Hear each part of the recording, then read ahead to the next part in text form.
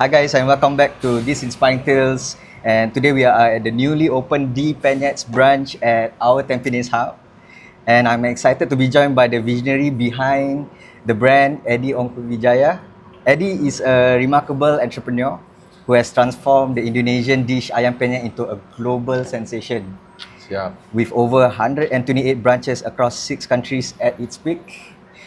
From humble beginnings as a restaurant waiter, Yes. Cuci piring. Eddie's passion for serving others led him to build D Penyets into what it is today. So in this interview, we'll dive into his journey, the challenges he's faced, and his aspirations to take D Penyets to even greater heights. Right, Eddie, it's an honor to have you on This Inspiring Tales. Thank you so much Thank you for having me. Siap. Yeah, maybe we can start off.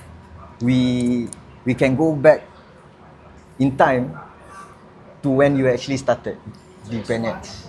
What were Okay. you actually doing before D Penyets actually? I came to Singapore in 1993. That time because there was a trend in Indonesia to send the children over to Singapore Yeah. to study for secondary school for O level. So I came 1993. That time I was in Sec 2. I Yeah. was in the East Payo. Then lepas tu the following year 1994 my father bankrupt. Your father So bankrupt? yeah, my father business was a van bus, so he had to call me to go back home, which I didn't want.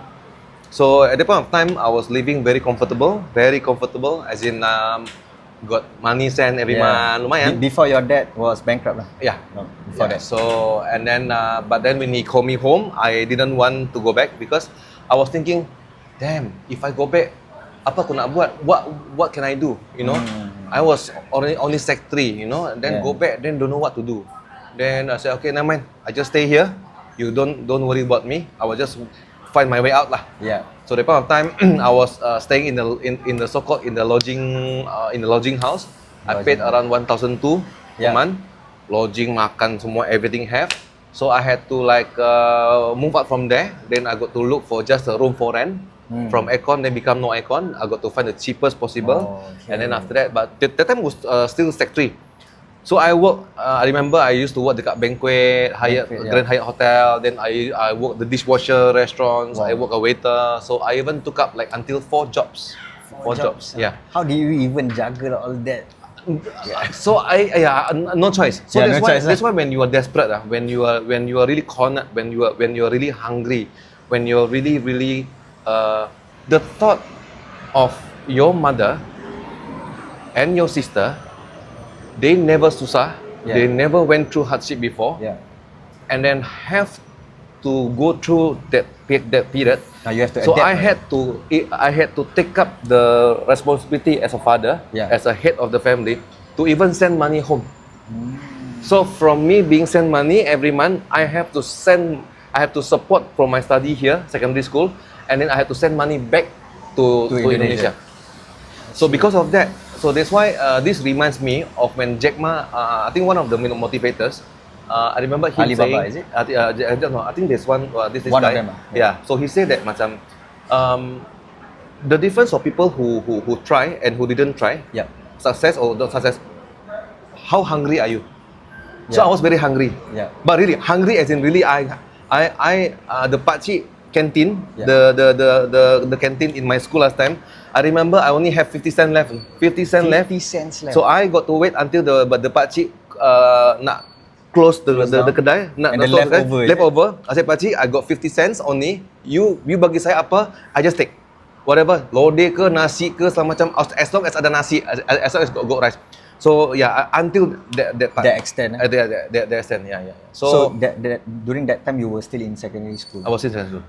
Oh my Then God. after that, I continued. Then I finished O level. Then lepas tu, I continued to poly because poly was the only way that was actually they were giving this something like not scholarship lah, like you know, Like it a was scheme. more flexible Yeah. scheme, you know. Then after that, then I went to Nanyang Poly. So Nanyang Poly, I took up even more jobs. As in, I even had to give tuition. Then I also had to coach badminton, you know, to the small kids. Apapun, whatever I did is in order to survive. Yeah. So then after O level, after poly, I graduated. Then I work in the office. Yeah. I worked for a Japanese company. It was like a chemical shipping. Yeah. It was damn boring, 9 to 6. That was when I realized that my passion. Then I was thinking, if I do like this, every day take MRT, go back 6 o'clock, bila aku kaya? Yeah. When I can be successful? Yeah. So I think. I said then 2 years, I said I cannot. Then the pressure, the backstabbing, the office politics, all these things they are real, and they were never been taught in school. Correct. Yeah. So when I face all this, I cannot bear it. I even had my gastric blood. So I remember one time I was so under pressure by this Japanese culture, Japanese work style, and all these backstabbings. I went to the toilet, then I vomit, blood came out because it was too stressful. I see. So there was when I said, then that time in 2004. So I had this bapa, from Indo. So actually he said, hey, he had the capital. What kind of ideas? What do you want? So I said, hey, why not start Indonesian food? Because at that point of time, in 2004, only a few Indonesian restaurants, Sano, Tambu Mas. I see. In Singapore. Yeah, I think you were not. You were not born I yet. was born in 97. Okay. Which year was this? So that time you still small Still small So last time in Singapore, you want to enjoy Indonesian food, it was expensive because it was only available in the restaurant. I see. And number two, they are not the 100% authentic taste of Indonesia. It's not authentic. Yeah. So I was thinking, okay, so 2004, I went I started Estella 77. Okay. So I think you guys didn't know about that. So Estella 77 was famous for the bakso, So I started in Far East Plaza. Then after that, the following year, 2005, then I started Ayam Penyet the first time in Lucky Plaza. It was under different name. It was not the What is Penyet it back called? then. Ayam Penyet, yeah. Oh, I see. Yeah, so I was actually the pioneer idea for Ayam Penyet. Then it was a boom. It was very successful. Lepas tu, in the same year, I got kicked out. As in, I divorced, so I got kicked out from the partner. So basically, then after that, I went on with another partnership. The brand was called Warung Penyet. Resto Surabaya, Warung Penyet in Marine Parade. Also partner. So to cut the story short, Ayam Penyet business that we know of is you. No. Most of it. Last time was limited, but now quite a lot. Quite a lot. But we know each other lah. Yeah. So lepas tu, so I went to. So basically, to cut the story short, I had 3 divorce for the partnership, all Ayam Penyet. Until 2009, then I finally was on my own. So the very first time, Dapur Penyet was started in 2009 in a small food court in Jurong East. So I had to start zero. I had to start from zero again. Oh my God. Yeah. Into after having the success. So basically, I didn't fail the business. The business was flourishing. The business was very good. But you were kicked out. The first one got kicked out because of management differences, and I was being accused this and that. Then lepas tu, the second and third one, basically there was no book, so there was no report, there was no financial book. Okay. So I feel that I work for free, because the partnership they're supposed to give us the report, but they never. So for 2 years, we just makan gaji lah. So I said, this is not right. It's not right. So I think it's time for me to leave. 2009, my bank account left only 600. 600. 600. So I used to stay together with my partners. Then I got to move out. You imagine, I have to go to Tampines. I remember I went to Tampines. Yeah. There was one I saw the newspaper, room for rent. Yeah. It was only $260, but no aircon. So I went to the HDB. So I rent. My money just nice to pay for the first month rent and the deposit. That's it. Yeah. So there was another. I was at the lowest point of my life. Another downfall that you had lah. Yeah. It was very down. Very down. It was so back then you were which business were you running? Ayam Penyet. Ayam Penyet. Ayam Penyet. That Ayam Penyet. Yeah. Okay. So three times divorce, then lepas tu I got to then start again, So I was thinking, what will the world think? What will the consumer think? What will all the people think?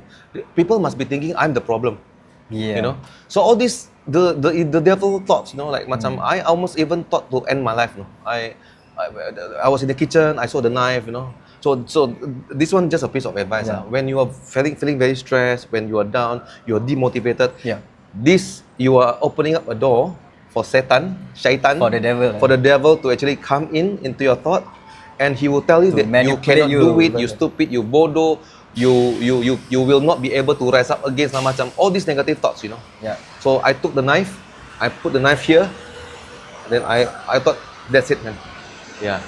Then something like there was a voice saying that, hey, don't, you know, Don't do that. you're Don't still do young, that. you know, Yeah. there's still long to go. I'll be with you, don't worry. So must be God lah. Okay. Yeah, yeah. So then I So said, it's the belief lah.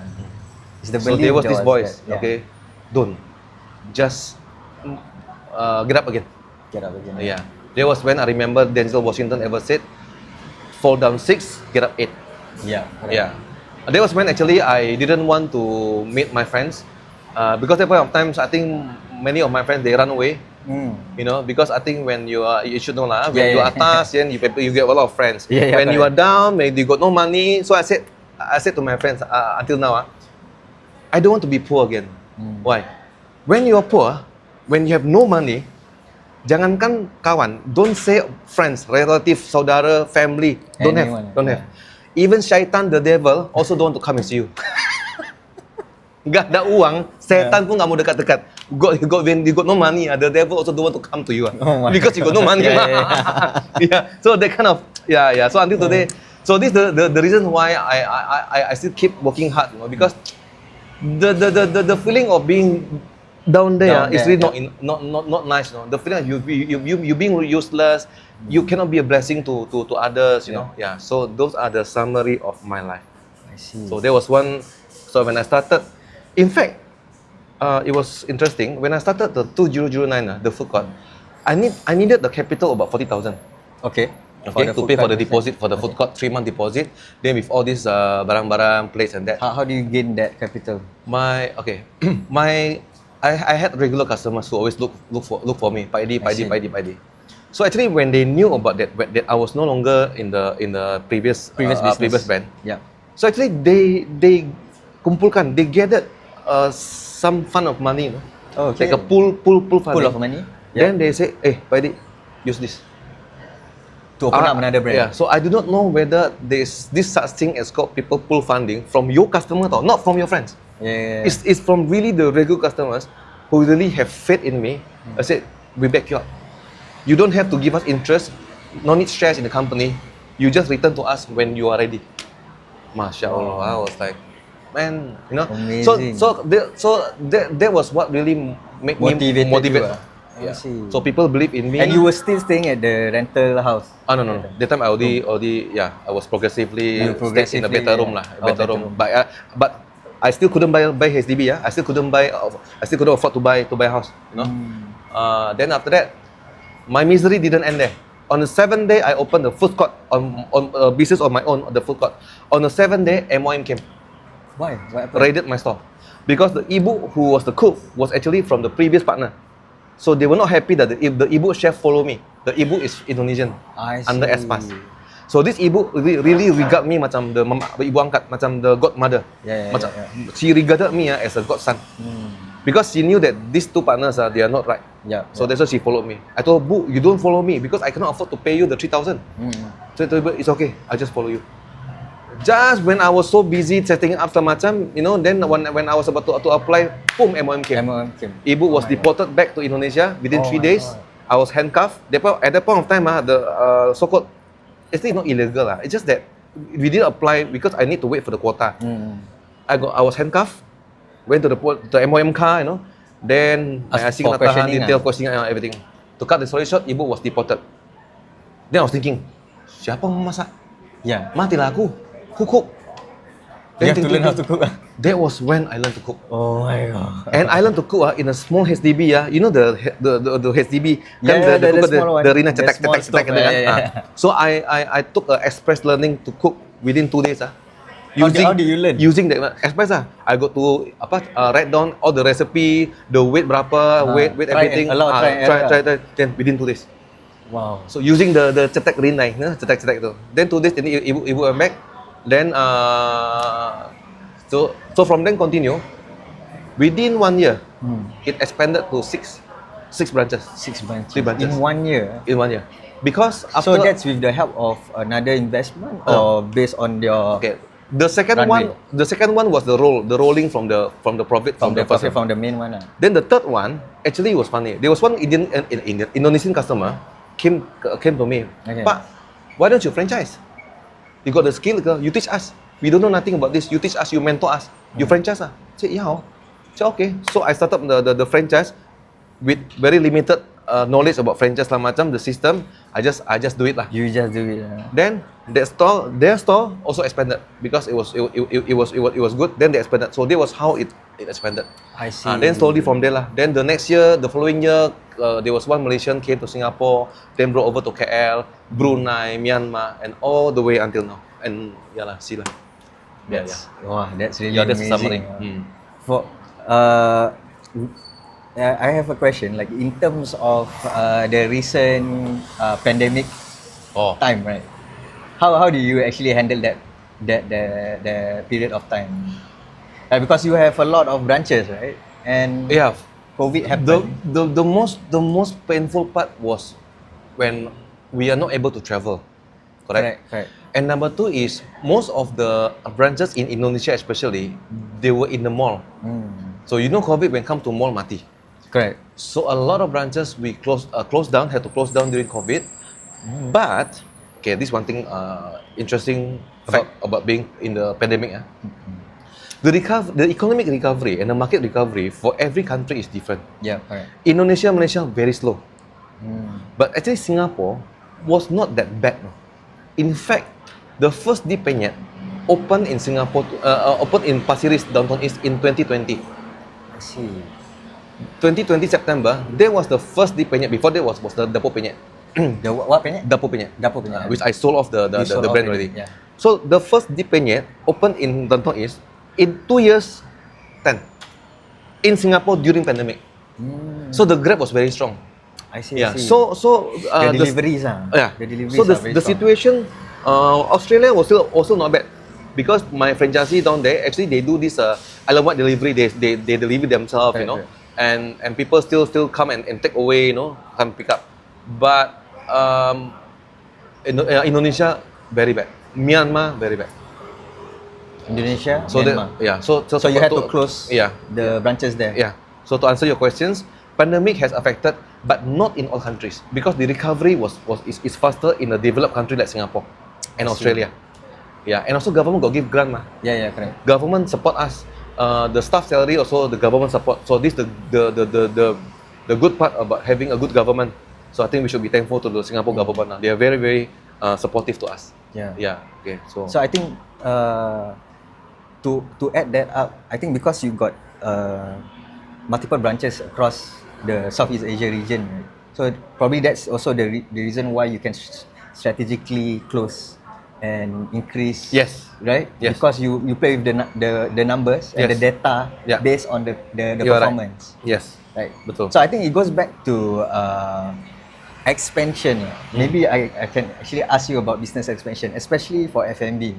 So I think a lot of after meeting like quite a number of F&B entrepreneurs and business owners, I think they struggle to know when is the right time to actually expand and whether and how to actually expand correctly and strategically. What would you actually advise them? The timing to expand for me actually I don't really plan to expand. There was no planning at all. There was no planning. Yeah, because first, but maybe shouldn't take this as a good example, yeah. I'm someone very spontaneous. Yeah, I see. Because sometimes we plan too much, theory too much, calculation too much, the expectation too much. But when it is not being met or achieved, that will make you feel down. I see. You know. And number two is, opportunity will always come, here and there. It's a matter of whether. So you must always make yourself be ready to expand, to grow at any time. Because success is when the preparation meet. Apa tu? Success is when preparation meet the luck. Okay. So you are ready, but your timing is not there yet. God's timing is not there yet. Yeah. No matter how hard you try, no matter how good is your proposal, how often your strategy macam. No. So first make yourself always ready. Because when the opportunity comes, it just comes like that. I give you an example, yeah. Yeah. Last week, I did think about Middle East. Okay. My Vision, dream, your vision. my vision is I want to see Deep Penyet in Mecca, I see. in Madinah. This is my vision now, because no other, I would say no other Singapore brand or Indonesian brand Is who has in- ever Expanded expanded to until Middle East, Middle East. especially in Mecca and Madinah and Jeddah, Yeah. Riyadh. Last week, my ex-landlord came. Okay. So talk, everything talk. He came here. So I said, okay. So he's keen to open there. He said he got partner there. They want to expand. I was like, wow. Okay. To answer your questions, Yeah. this is not planned, It's not planned. but I make myself ready I see. with all my system. My paste, my pre-mix. Because Deep Penyet system is we use a centralized kitchen. Okay. We send the paste I see. by cargo, by ship containers that do not require chiller. Otherwise, it's going to be very mahal, very expensive. lah. The chiller. So I storage. make all this ready. So basically, even today, people somebody want to open in Iceland or UK ke Manchester ke Liverpool ke whatever. As long as there's a cargo container that goes there, dia punya can open. You can open it. Yeah.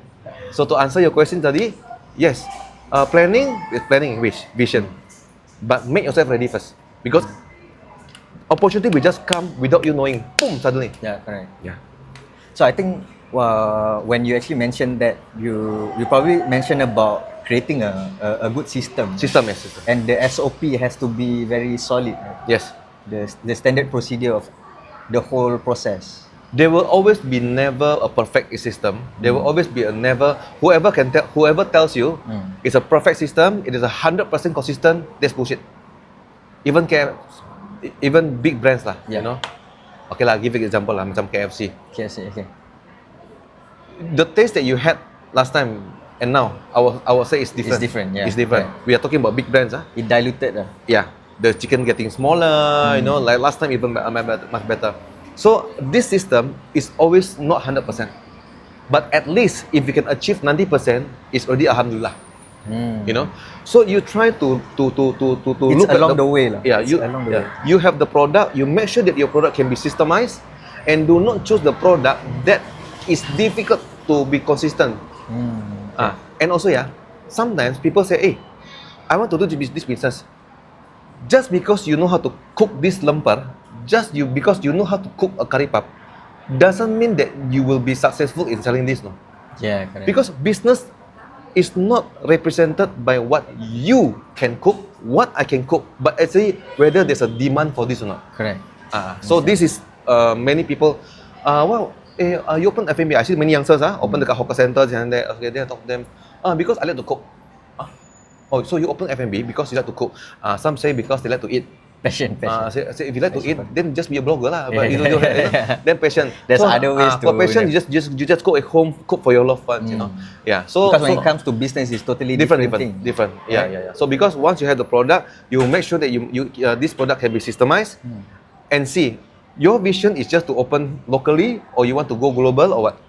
So you must also have all this kind of system in hand. Because when you first started this business in that hawker center, you wouldn't know that Deep Penyet will grow how big it is right now. It's along the way, then you actually manage to see the vision itself. Yeah. Right. So actually, when for yourself or as a Deep Penyet founder, right, what are your biggest challenges that you actually face in terms of expanding for yourself? Singapore. Expanding across Southeast Asia. Okay. For Singapore, I think So it's I different think everybody country, will agree different with me. challenges. It's a manpower issue. Singapore manpower issue. Pening kepala dia one. Manpower issue. Yeah. So when we interview them, when we interview people who come, kita kena interview. Not we interview them. No, they interview us. How much salary? How much salary? How many working hours? They speak first before they introduce themselves. They will ask you how much the salary, how many hours work. Okay, so the challenges first of course is the supply chain, as in the logistic. The logistics. Okay. So if the ship doesn't go, okay, that's why. So at this moment, the central kitchen now is in Jakarta. Okay. So sometimes if you want to go to certain countries, you have to go to Singapore first. Okay. And not all countries can be traveled from can be sent from Jakarta. So this one I limitation. see. Yeah. Understand. So we have the planning to actually shift the central kitchen. We will do it in Singapore because Singapore is a hub. So maybe it's easier for us to actually transport overseas. Yeah. So hopefully with the help of Singapore government under this macam Tech Spring Singapore. We hope that to actually make it in Singapore. Anyway, because I stay Singapore, so correct. So limitation apart from logistic matter. Number two is the differences of the culture. Okay, I'll give you an example. I remember Brunei Open, Bandar Seri Begawan. The first day, our tissue box habis, finish. Your what? The tissue box. Tissue box. Habis. Okay. Apparently, I was so shocked that actually the Bruneians they don't really eat. They don't really handle spicy well.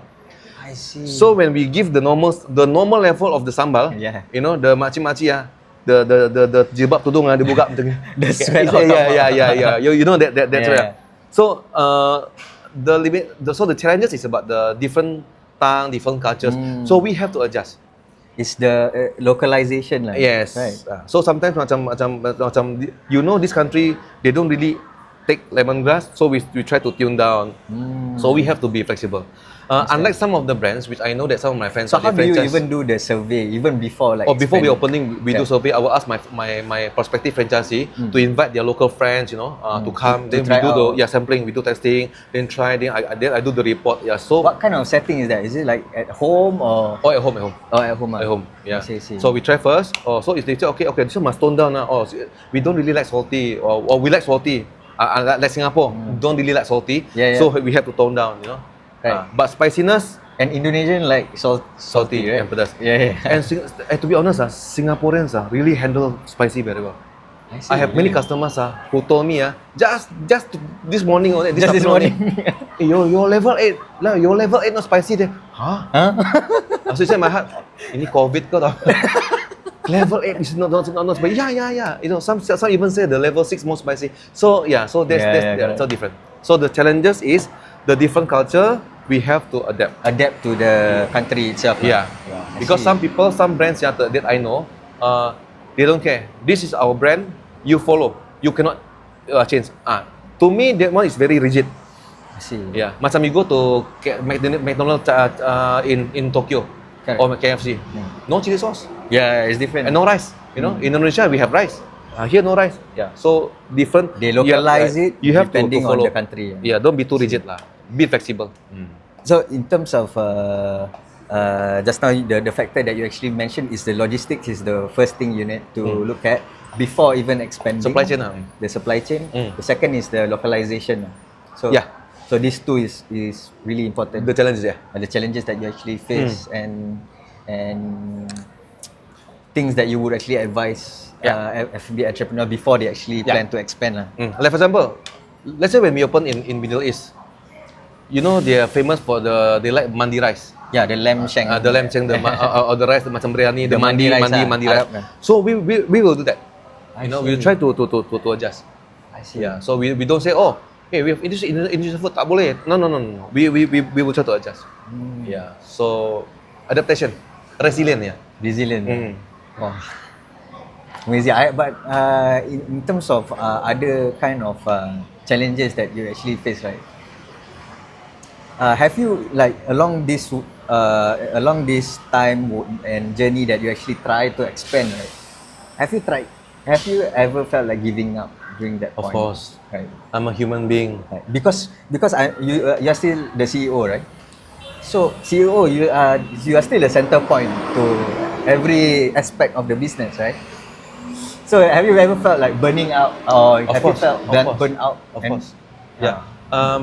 I one of my bad habits that I cannot seem to delegate to people. I cannot trust even my own team, because I expect people to work as fast as me. So I have this expectation, if I can do it, so can you. So when they fail to do it, after they tried so hard, and then they are the one who burn up, they give up. And I also got so frustrated. That was when I realized, wow, I think I took it so hard So I should learn how to Delegate. Okay. So now what I do is, okay, I just want you to get to this point. Which route that you want to take, I leave it to you. You don't have to tell me. Yang penting, most importantly is the result. The result. So now whatever way they want to do is their own way. I don't really want macam dictate. Because actually many of my team, they always say that I'm a very Ferrari engine. Because when I do things, I like to do very fast. Problem solution. Pak. Kalau di Indo different. Yeah. Okay pak, yes pak, ya Yes, pak, Pak. ya pak. Tapi email reply 1 week, 1 month. So this is one thing. I think Malaysia also same lah. Yeah, same. But Singapore is different. The So work pace. yeah, so burn up, yes. Stress, pressurize, sampai lack of sleep, segala macam. Of course. Then also I have to do inspection, visit myself. In Singapore, I visit inspection a lot myself. But then I got to go to Melbourne, go to Sydney, go to KL, segala macam. I used to do it myself. But now I let the team do. I see. Yeah, because like my kids also, they say, you know, I also don't want to miss my kids growing up. Then suddenly, boom, they grow up already. Yeah, correct. Yeah, so now I try to balance. It's interesting that you actually mentioned about delegating the task, because I also I met a lot of entrepreneurs. They have this number one problem about delegating the task to their Right. team, and because they feel like they are a perfectionist and they feel like there's a easier way to do certain things. Yes. There's a faster way to do it, to get even good result or quality about certain tasks. Yes. So, in terms of the first step to actually help to Yes, release yes. the delegating the task, right? How can they actually do that? Like, because there's so many delegation they have to do, like marketing, inventory, manpower, all that. So which one do they have to let go first and delegate? Do they need to see their strength, or First, I identify what is the strength and the weakness of each person. I cannot enforce midfielder to play striker. correct. I cannot ask goalkeeper to become midfielder. You know, so even CR7 also, Messi also, he cannot fight alone, right? You ask CR7 or Messi become goalkeeper, mana boleh? Yeah. Can? So same thing. We identify the core team, the managers. Yeah, okay, this guy is good with R&D. This guy is good with what? This guy. So we will give the job scope as according to their skill, to their talent. skill and the strength. Yeah. After they have done it, then I will ask them, hey, can you try to take up this course? You learn about this digital marketing. You try to take this about finance course. So I will upgrade them. You upgrade your team. I see. We give them a new skill, because I always believe the cup is not half full. Half full is different than half empty. Correct. Yeah, so I always tell my team, even I myself, until today, I'm still wearing this baju. Because I always I like to learn new things.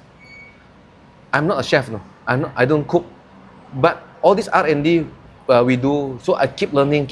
I also learn from my team. I also learn from my ibu. I also learn from my staff. Learn from you. Never stop learning. Because sampai kita ke kuburan, when we go back to the edge, To the I grave, think yeah. there's no such thing called stop learning already. No. To me, being arrogant, sombong, arrogance is when you stop, when you think that you know, stop, don't want to listen anymore. I know. Yeah. You don't tell me I know already. You heard this many times, Yeah, many Okay. times. So that's when I said, to me, that one is like macam you are a bit. Why? There's no. There's never ending to learn. It You know? stop you from upgrading yourself. So you enrich the staff, make them keep learning, and I show them example that even I also until today I still learn. So there's no such thing as Pak, tak boleh. No, I don't accept tak boleh. I don't accept cannot. Yeah. You do first, you ask first, you fail first. And most common people, they fear failure. Correct. Tak apa. I always give advice. Fail. It's good. Because if you don't fail, you don't learn. You don't learn. Some more, if you never fail, you become arrogant.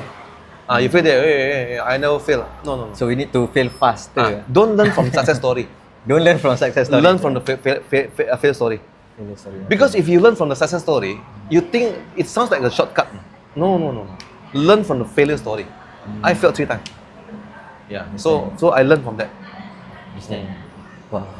Thank you so much for the wisdom. Yeah. Definitely really help because I'm also currently like facing in terms of the delegating, in terms of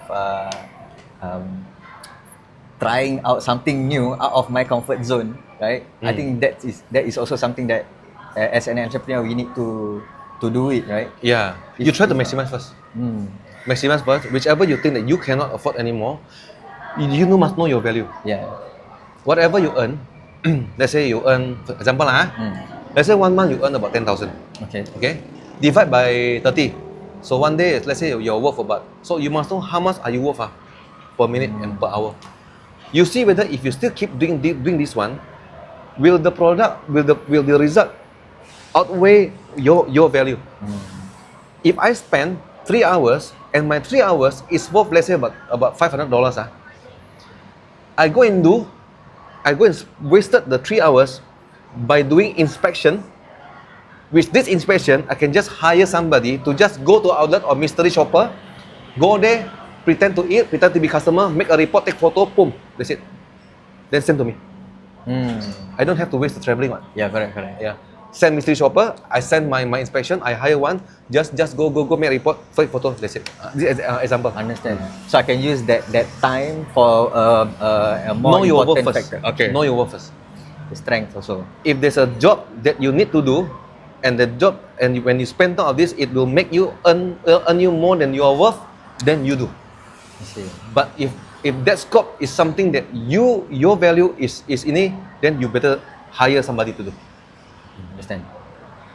So in terms of like an advice for, okay, before we talk about advices for the other entrepreneurs, maybe you can also you can share with me about the future plans of Deep Penyets, like.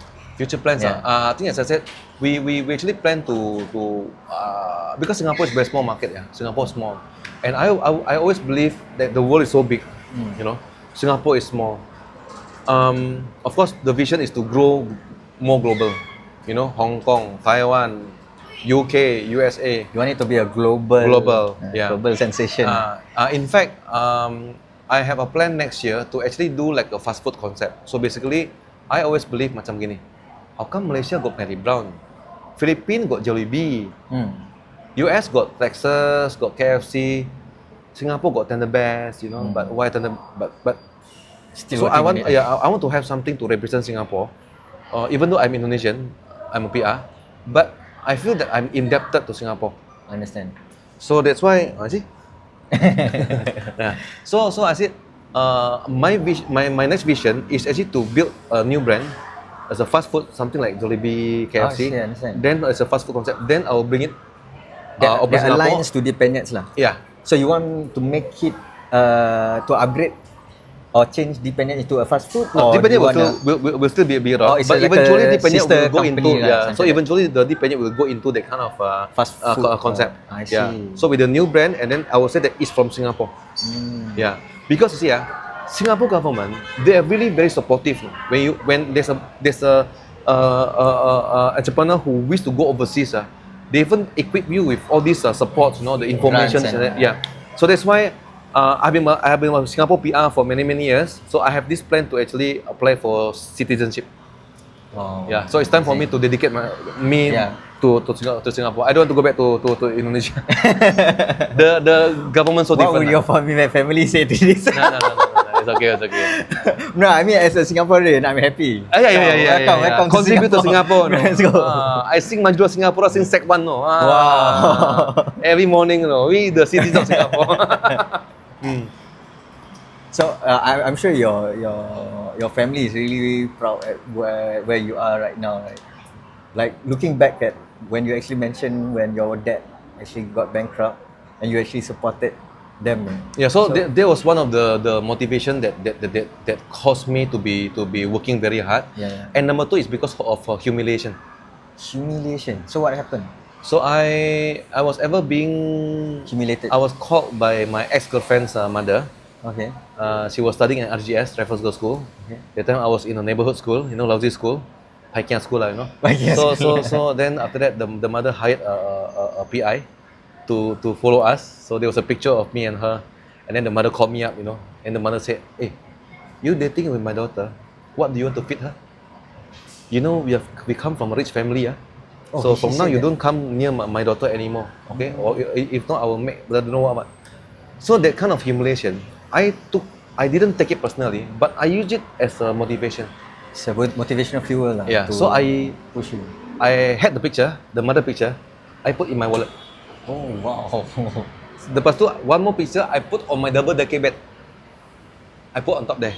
So every time I wake up, body so penat, so tired, everything. I just feel like giving up. So and somehow it was raining. When it rain, the bantal, the very nice to sleep. Body so tired. When I open the eyes, I see the mother face. I just got up. So that was what I do every day. I said one day, I'm going to show you.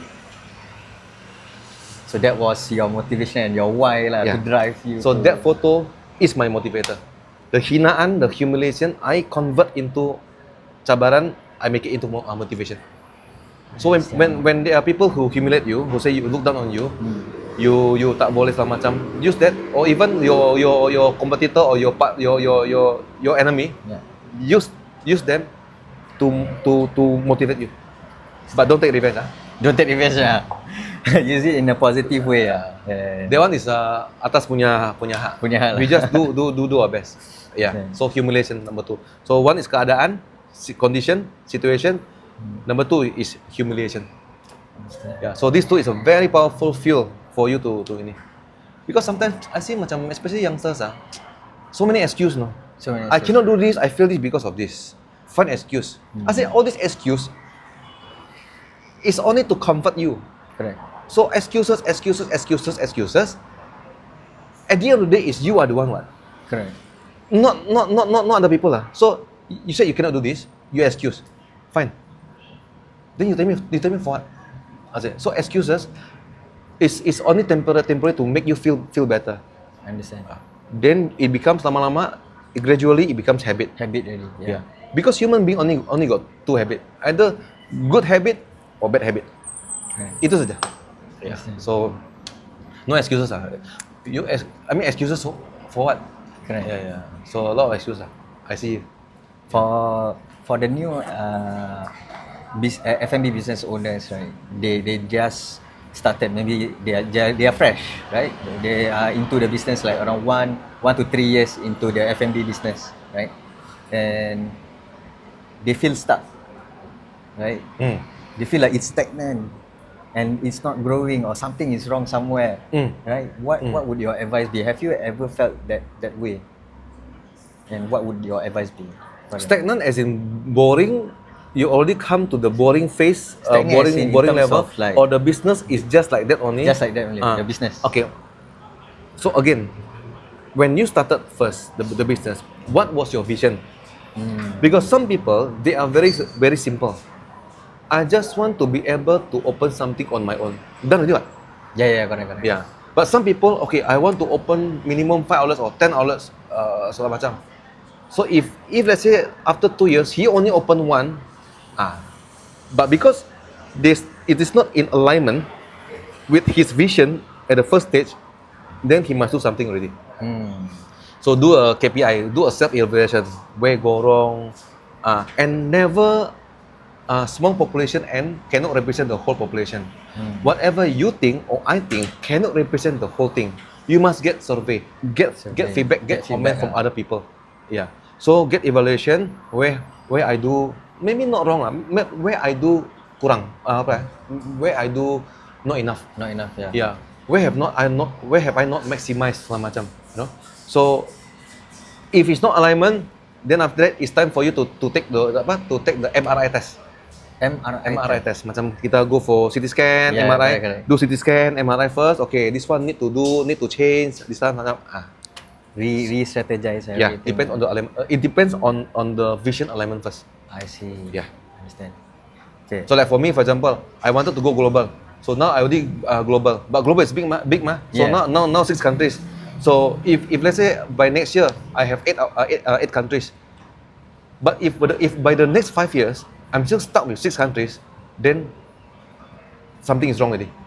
So I must realign. That's why I said now I'm trying to convert into fast food, whereby the product maybe is more using flour is much better than using cooking now. Yeah, doing flour is so much easier to scale up. Yeah. Concept nowadays is Gen what? Now is Gen what? Gen Z. Gen Z. No, Gen X already. Gen X already. Yeah. So generation. Gen Alpha. Yeah. So we have to look at the market, and the 30s and the people who are age 30, 40 during my time now become 40, 50s. Also they change the behavior. So we have to take a lot Adapt of this one. Predict. Adapt. Yeah. Wow, that's the challenge. I mean, so what you're trying to say is the goal is the same, but the way, the route will ever be changing. That's why you have to adapt based on the route, based on the timing or situation. Yeah. I understand. You know the Chinese, the black and white, the Shaolin one. This is The Shaolin or yin yang. Yin Yang. Yin yang. Yin Yang. Why is it like this? Why is it not straight line? Because route is not straight. Like if you want to go to a goal, it's not a straight line towards the goal. You have to go through certain element and obstacle. Betul. Yeah. Mantap. Yeah. That means you must be flexible like water. Cannot be too rigid. Yeah. So when the time has changed, now the human behavior changed after pandemic. Children during the 3 years have to wear masks. That affect the psychological. Like those kids who grew up during the pandemic, when they have to wear masks and they cannot talk, they also shape their. Later when they grow up, you must study that kind of pattern. Because they were wearing masks, and they were limited to talk for 3 years. So these kind of things that we have to be more resilient. Wow. And there's a tendency people nowadays eat more healthy food. Like for example, I think you are still 27. Yeah. When I was at your age, I eat nasi padang, I can eat 3 packets. Chicken rice, I can eat 4 packets. Really. But now I see the customers 17, 18 rice half, rice only one. You want add rice? Oh, it's okay. Diet. Cut rice. Then beras merah, you know. They want more protein. But Big Mac only take one. Last time my batch, my school friends Big Mac 2, minimum 2. Itu pun tak kenyang. So nowadays already changed. Yeah. So more and more of this behavior is something like we have to take a look. Understand. Yeah. Tapi kalau Indomie, they want okay. They want okay. They want, I think 2, 3 packet okay. Indomie. Indomie. Okay, so maybe a last question for you lah. If you could actually turn back time, right, to the moment where you were at your first downfall, when your dad bankrupt, right? What would, if you could actually go back in time and meet him, the younger Eddie, what would you actually say to him now? Actually, I did not have. Okay, I would tell myself, don't blame God. Don't blame your parents, because I used to blame God. I said, God, what happened to me? All my Indo friends, they're so rich. They are so nice getting the pay every month. They're getting pocket money every month. Why I have to work like this? Why I have to wash dirty plates macam whereby my friends all enjoying their life? But now think of it, if that time my father didn't bankrupt, maybe today I wouldn't be like this. There wouldn't be dependent. Like my batch, a lot of people, they study in US, they study Australia, end up take drug. Gamble, take drug, you know, because those days was very thing. So I said, wow, maybe if so I would tell myself I wouldn't have blamed God. Because when you are down, you just, even God you blame. Then I blame my father. Dad, what do you do until you bankrupt? How come all my friends, the father never bankrupt? Only you bankrupt. So I blame God, I blame my father. So I would tell the last time the Eddie, don't blame God. And in fact, be even more grateful it happened. If that didn't happen, if there was no humiliation. So that's why my father was my motivator. A lot of life principles that I learned is from him. Saya punya ayah. Until last year he passed away. So a lot of things macam one of the things that he shared with me. Okay, I use bahasa then later I will translate. Apa yang direndahkan oleh manusia Yeah. akan Tuhan tinggikan. Whatever or whoever is being looked down by man, God will rise them up. And number 2, never ever underestimate your mother's prayer. Surga betul-betul ada di telapak kaki ibu. Itu betul-betul. You have to believe it. Mother is the best angel God sent. Of course, they are not perfect. Yeah. Yeah. So I said, so that time when I was being kicked out for the third time, being divorced the third time, and then my ex-partner did that to me. So my godmother, on the last day in the restaurant, she cried on this table. She cried, the tears on the table. You know what I say? One day, these tears will not go back futile. Air mata ini kelak satu hari, insya Allah tidak akan kembali sia-sia. You will never come back. Yeah.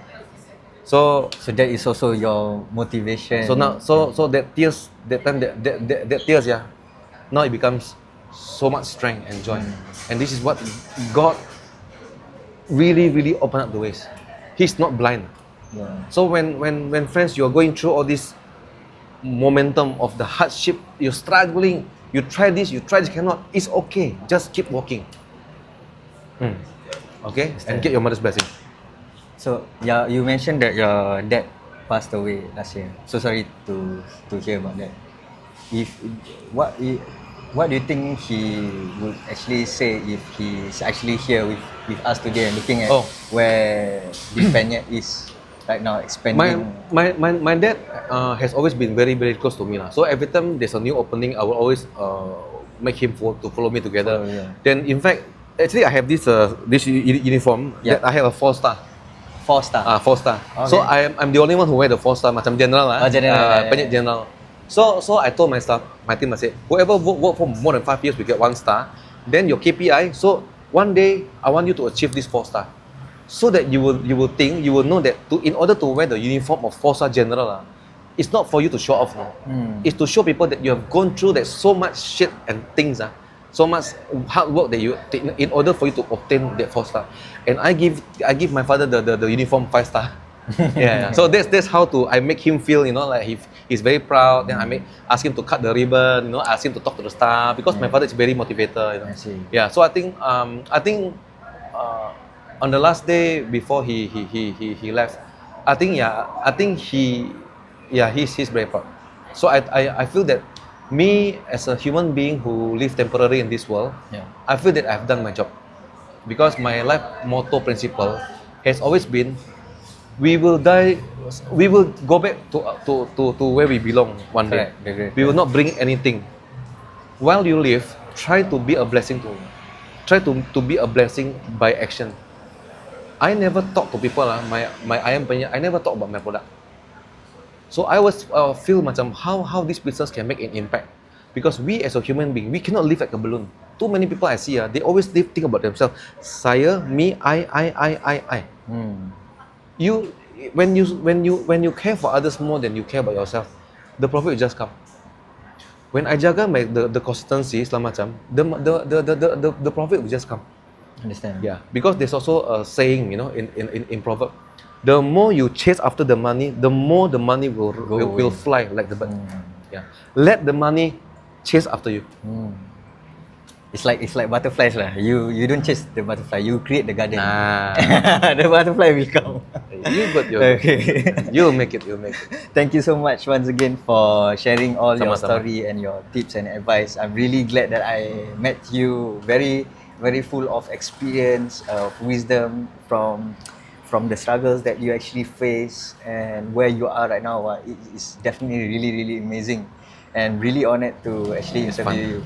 So thank you so much once again. Sama-sama. And for you guys out there, make sure to check out the channel. You comment down what you actually learned from Mr. Eddie Ongkowijaya, the founder of The Penyets, and see you guys next week. And don't forget to subscribe. Right, ciao.